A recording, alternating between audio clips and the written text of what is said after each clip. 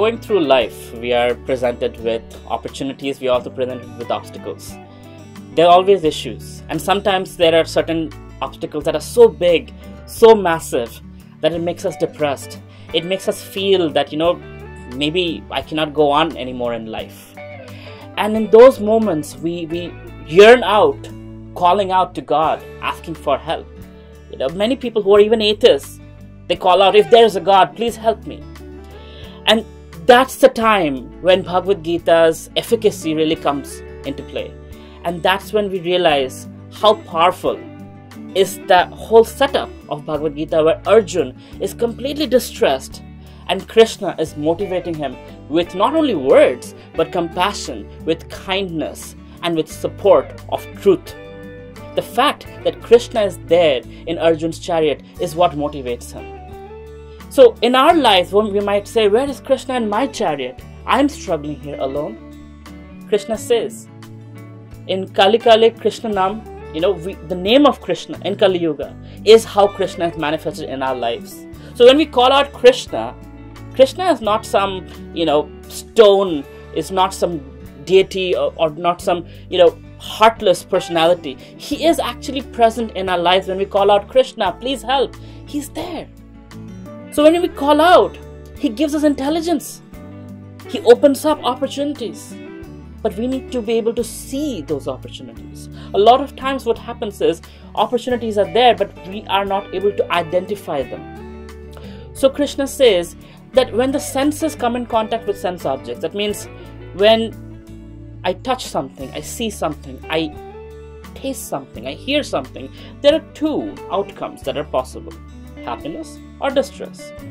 And they're both equally possible. We expect happiness to be always there, which is not the design of material world. So distress has its place. And because of distress, we can appreciate happiness more. But the thought process, when we're hit by a problem in life, the thought process should be, hit the pause button. Life hits you, you need to hit the pause button. You need to think, what is going on? What did just happen? You need to absorb, you need to give yourself some time to figure out what's happening. Your brain is overwhelmed with impact. That's when you calm down. You love yourself. You listen to some music, devotional music or any music that calms you down. You call people, you talk to people who love you, who mentor you, your friends maybe, right? Just like when you get a cut, you put a band-aid on it. When you get an emotional cut, you don't take a chainsaw and cut it. You put an emotional band-aid on it. And you reflect. You call out to Krishna. My dear Krishna, what should I do in this situation? If I were you, I would chant the holy name and try to figure out what are my options. Because a lot of times when the brain is overwhelmed, we see everything magnified. Our problems becomes magnified. So there's something called right-sizing the fear. So fear looks so big. But we need to think, what are the possible outcomes? What's the worst that can happen? What's the best that can happen? And your option is somewhere in the middle. It's not likely it'll be the worst. It's not likely it'll be the best.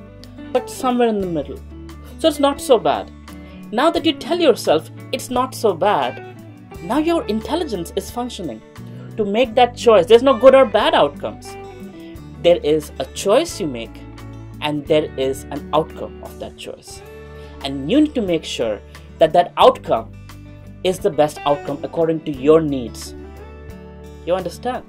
So you calm yourself, you reflect on what the problem is, and you right size your fear and you make the right choice to get the right outcome. And you act on it, and you act on it quick. Sometimes in problems, when you stretch it too long, the problem becomes bigger. So act on it and act on it quick.